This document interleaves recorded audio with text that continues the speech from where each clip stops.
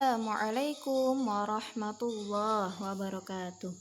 Halo anak-anak kelas 3, gimana kabarnya hari ini? Semoga kita semua selalu dalam lindungan Allah ya. Allahumma amin. Nah, anak-anak, kali ini kita akan belajar bina akidah dan akhlak di pelajaran 4 tentang akhlak terpuji. Nah, sebelum kita bahas materi akhlak terpuji, bersama-sama kita membaca basmalah. Bismillahirrahmanirrahim. Nah, anak-anak, akhlak terpuji yang kita bahas kali ini ada 5, yaitu yang pertama rendah hati, santun, ikhlas, kasih sayang, dan taat. Nah, kita bahas yang pertama terlebih dahulu, yaitu rendah hati. Atau kata lain dari rendah hati adalah tawadu. Nah, rendah hati ini memiliki arti sikap dan perbuatan tidak sombong dan lemah lembut kepada sesama manusia. Jadi rendah hati ini lawan katanya adalah sombong. Jadi rendah hati ini merupakan sikap yang tidak sombong, yaitu sikap yang lemah lembut kepada sesama manusia. Nah, di sini anak-anak, Allah berfirman dalam Al-Quran surah Al-Furqan ayat 63.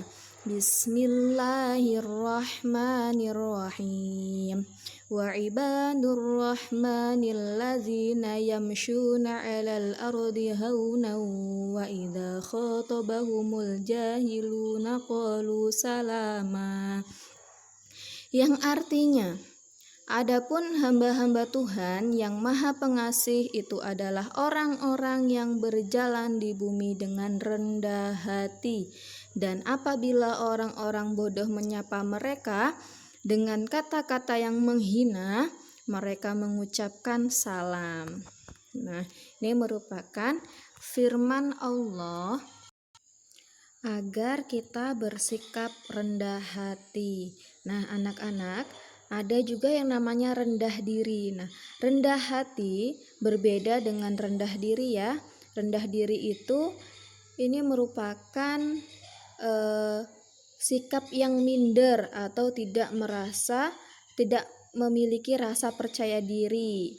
Nah, kalau rendah hati itu merupakan sikap yang tidak sombong dengan sikap yang lemah lembut. Jadi rendah hati dan rendah diri ini berbeda ya. Kita tidak dibolehkan rendah diri. Rendah diri ini harus kita hindari, kecuali merendahkan diri di hadapan Allah. Sikap yang harus kita miliki adalah sikap rendah hati. Contohnya, tidak membeda-bedakan teman. Jadi seorang yang rendah hati mau bergaul dengan siapa saja, mau berteman dengan siapa saja. Meskipun menjadi orang yang kaya, cantik, pintar, ia tetap mau berteman atau bergaul dengan semua orang.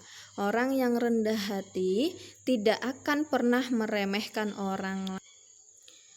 Oke, pembahasan selanjutnya yaitu tentang bagaimana cara kita menanamkan kebiasaan bersikap rendah diri dalam kehidupan sehari-hari.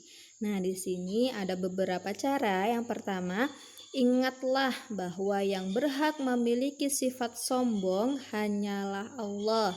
Kita ini tidak memiliki apa-apa. Sesuatu yang kita miliki ini semua adalah milik Allah. Jadi tidak ada suatu hal pun yang bisa kita sombongkan. Ya, kemudian yang kedua, tanamkan dalam diri kita bahwa semua manusia memiliki kedudukan yang sama di hadapan Allah.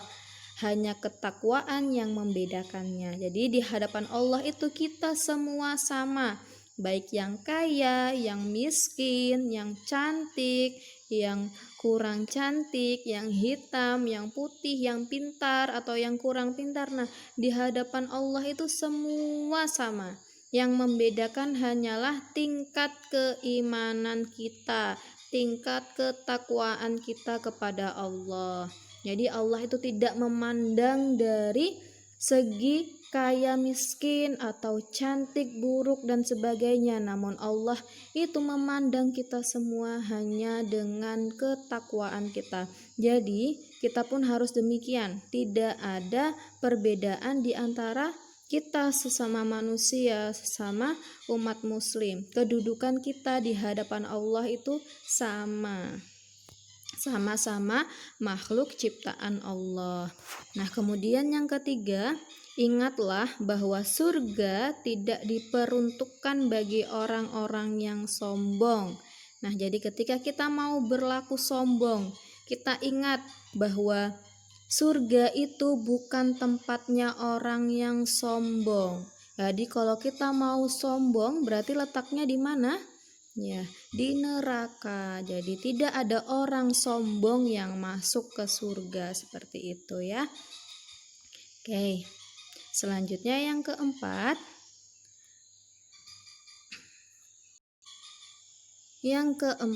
Ingatlah bahwa orang yang sombong akan menjadi teman iblis di neraka ya. Jadi kita tidak boleh sombong. Kalau mau sombong, temannya iblis di neraka. Nah, yang kelima, seorang yang memiliki sikap rendah hati akan mempunyai banyak teman dan disukai dalam pergaulan. Nah, nih iya atau tidak? Kalian yang pernah merasakan ya, kalau orang yang sombong, sedikit punya mainan baru disombongkan, punya makanan disombongkan, malah tidak berbagi. Nah, orang yang seperti itu apakah banyak temannya? Tidak ya. Jadi orang yang sombong itu tidak disukai banyak orang. Jadi orang yang rendah hati itu akan mempunyai banyak teman dan disukai dalam pergaulan atau dalam teman-teman bermainnya, dia sangat disukai. Jadi bersikaplah rendah hati ya nak.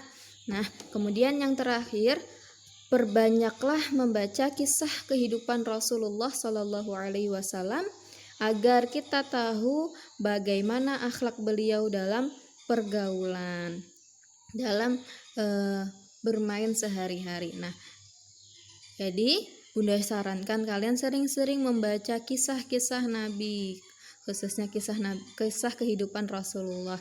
Bagaimana akhlak beliau? Beliau itu merupakan orang yang rendah hati, baik dan dermawan.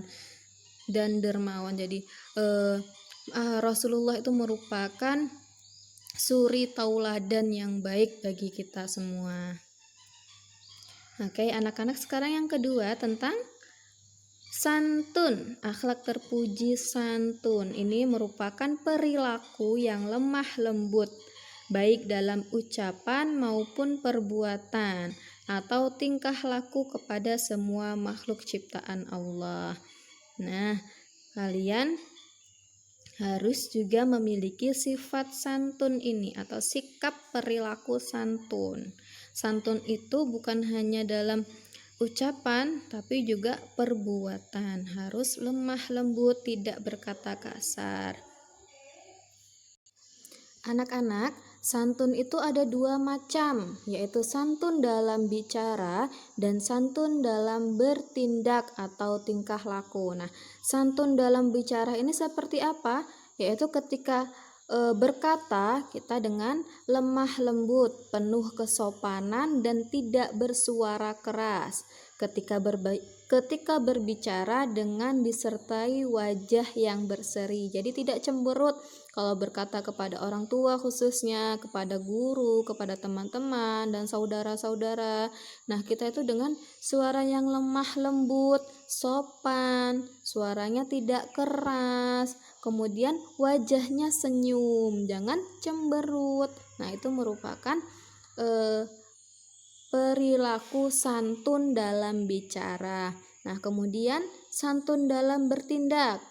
Santun dalam bertindak ini misalkan kita berperilaku baik, wajar, dan sopan dalam kehidupan sehari-hari. Nah, contohnya seperti apa? Ketika bertemu guru, kita ucapkan salam, salim, kemudian senyum. Nah, kemudian misalkan berjalan di depan orang tua, ada ayah bundanya duduk di bawah, kita mau lewat, ucapkan permisi dengan menundukkan badan. Nah, seperti itu ya contohnya. Kemudian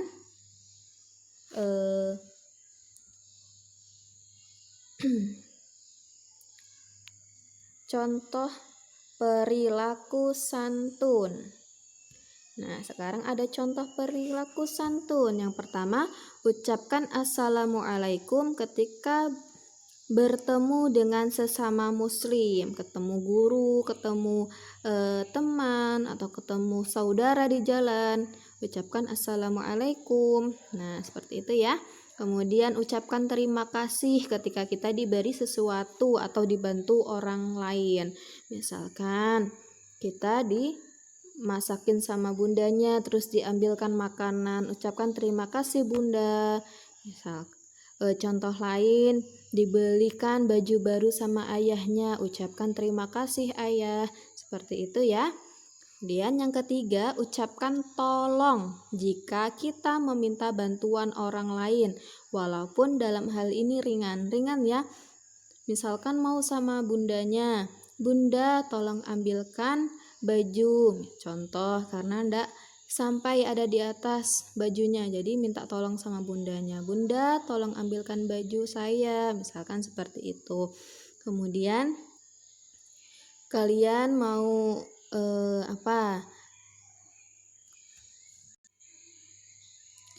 ucapkan tolong jika meminta bantuan orang lain, walaupun dalam hal ini ringan. Nah, ucapan tolong tuh ringan ya, tapi kadang orang tuh berat mau bilang tolong. Jadi kalau kita mau minta bantuan, misalkan mau minta bantuan kakaknya untuk mengerjakan tugas, bilang kakaknya, kakak tolong bantu saya mengerjakan tugas, seperti itu. Jadi usahakan ketika kita meminta bantuan sama orang lain, itu ucapkan tolong terlebih dahulu. Nah, kemudian yang keempat, ucapkan maaf ketika melakukan kesalahan, menerima sesuatu dengan tangan kanan. Nah, ucapkan maaf ketika kita salah, misalkan dimarahin bunda gara-gara kita membuat adik nangis. Berarti ucapkan maaf kepada bundanya karena bunda sudah kesal sama kita, udah mengganggu adiknya sampai nangis. Maaf bunda, saya salah, seperti itu ya. Nah, kemudian mendiamkan adiknya supaya tidak nangis lagi. Jadi ketika kita sudah merasa salah, kita minta maaf dan memperbaiki kesalahan yang kita lakukan, seperti itu ya anak-anak. Kemudian ketika kita menerima sesuatu harus pakai tangan kanan ya, karena kalau pakai tangan kiri itu tidak sopan. Jadi usahakan ketika kita menerima apapun atau memberikan sesuatu apapun kepada orang lain, gunakan tangan kanan. Kemudian yang ketiga adalah ikhlas. Ikhlas adalah melakukan suatu amalan semata-mata karena iman kepada Allah dan mengharapkan keridhoannya.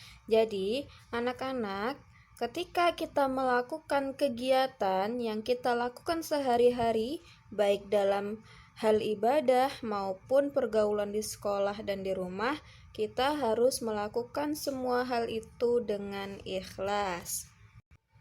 Jadi kita melakukan sesuatu hal tersebut dengan sukarela tanpa ada paksaan dan hanya mengharapkan ridho dari Allah Subhanahu wa taala. Allah berfirman dalam surah Al-Bayyinah ayat 5, Bismillahirrahmanirrahim. Wa ma umiru illa liya'budullaha mukhlishina lahuddin hunafa'a wa yuqimus salata wa yu'tuz zakata wa zalika dinul qayyimah, yang artinya padahal mereka hanya diperintah menyembah Allah dan ikhlas menaatinya semata-mata karena menjalankan agama, dan juga agar melaksanakan sholat dan menunaikan zakat. Dan demikian itulah agama lurus atau benar. Quran Surah Al-Bayyinah ayat 5. Nah, itu tadi merupakan firman Allah tentang perintah untuk ikhlas. Nah, sekarang ikhlas ini merupakan jiwa amalan ibadah. Apa maksudnya? Jadi suatu ibadah itu diterima oleh Allah Subhanahu wa taala apabila dikerjakan dengan ikhlas. Nah, jadi ketika kita melaksanakan suatu ibadah tanpa adanya keikhlasan di hati kita, maka ibadah itu percuma. Jadi, maka dari itu ikhlas merupakan jiwa amalan ibadah. Nah, misalnya dia memberikan sesuatu kepada orang lain dengan tidak ada maksud lain dalam hati. Ia tidak suka menunjukkannya kepada orang lain, tidak merasa megah, tidak sombong, dan tidak mengharapkan pujian. Jadi orang yang beramal ikhlas hanya mengharapkan ridho Allah.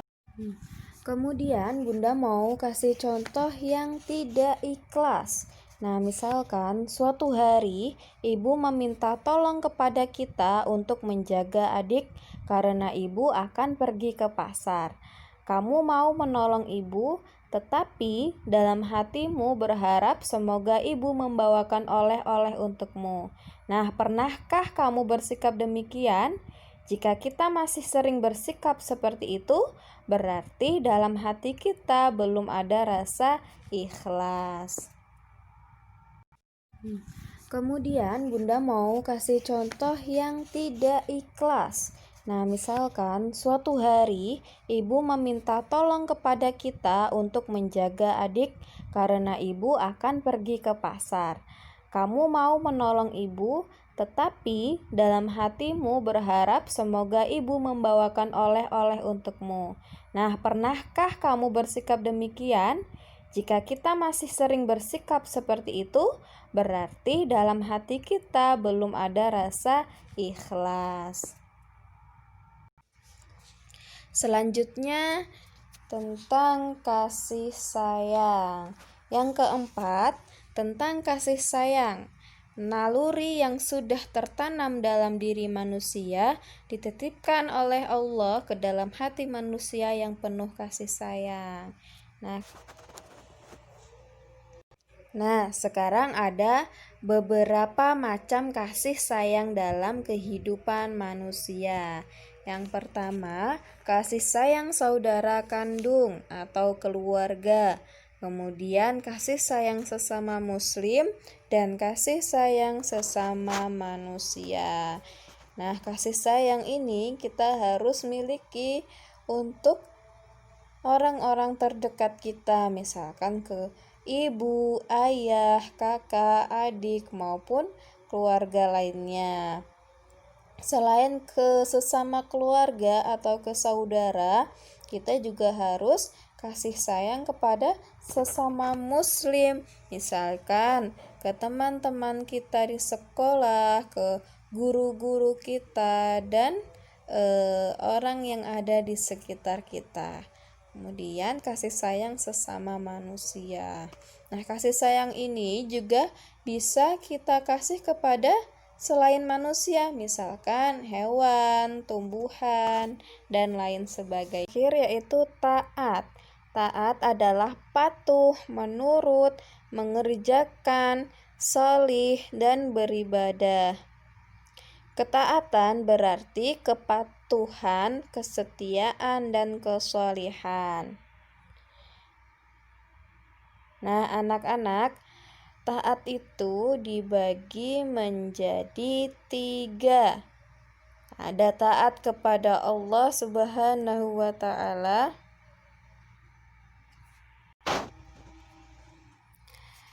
Nah, anak-anak, di antara akhlak terpuji yang harus dibiasakan dalam kehidupan sehari-hari kita adalah taat. Taat kepada Allah, taat kepada Rasul Allah, taat kepada pemimpin, orang tua, guru, dan lain sebagainya.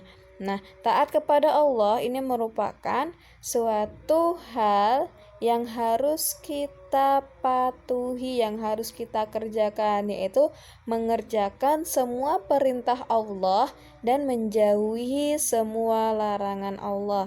Apa perintah Allah? Misalkan sholat 5 waktu, kemudian puasa Ramadan atau puasa wajib, taat kepada orang tua, tidak membantah orang tua, dan lain sebagainya. Kemudian apa larangan yang harus kita jauhi? Larangan Allah, yaitu misalkan mencuri, berbohong, dan lain sebagainya. Nah, kemudian taat kepada Rasul Allah. Siapa Rasul Allah? Ya, Nabi Muhammad Shallallahu Alaihi Wasallam. Taat kepada Rasul Allah ini maksudnya adalah berusaha sepenuh hati untuk meneladani yang dicontohkan oleh Rasulullah Shallallahu Alaihi Wasallam. Kita pun meninggalkan segala apa yang dilarang dan dibenci oleh Rasulullah Shallallahu Alaihi Wasallam. Nah, Rasulullah ini merupakan contoh suri tauladan yang baik bagi kita. Nah, kemudian taat kepada pemimpin. Pemimpin, siapa pemimpin kita? Misalkan pemimpin negara Indonesia adalah Bapak Presiden. Kemudian siapa pemimpin di rumah kita? Yaitu ayah kita. Nah, maksudnya pemimpin itu kan mengatur semua apa yang diatur oleh pemimpin, maka rakyatnya atau yang dipimpin harus menaatinya. Misalkan presiden memberikan peraturan, maka rakyatnya harus menaatinya. Kemudian ayah memberikan peraturan di rumah, kita pun harus menaatinya. Kepala sekolah membuat peraturan, maka kita juga harus mematuhi. Nah, baik anak-anak, sekarang kesimpulan dan salam-salam dari Bunda. Anak-anak, akhlak terpuji itu merupakan suatu perilaku yang harus dimiliki oleh manusia, khususnya umat muslim. Akhlak terpuji diantaranya yang sudah kita bahas tadi yaitu rendah hati, santun, ikhlas, kasih sayang, dan taat.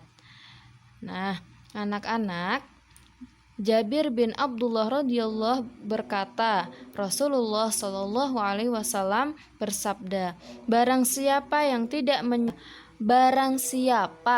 tidak menyayangi sesama manusia, maka Allah tidak akan menyayanginya. Nah, jadi anak-anak, dari hadis tersebut, Bunda harap kita semua dapat memiliki akhlak terpuji. Seperti yang kita sudah bahas tadi, yaitu ada rendah hati, santun, ikhlas, kasih sayang, dan taat. Nah, semoga yang Bunda jelaskan tadi dapat bermanfaat. Bunda tutup dengan membaca hamdalah. Alhamdulillahirabbil alamin. Wassalamualaikum warahmatullahi wabarakatuh.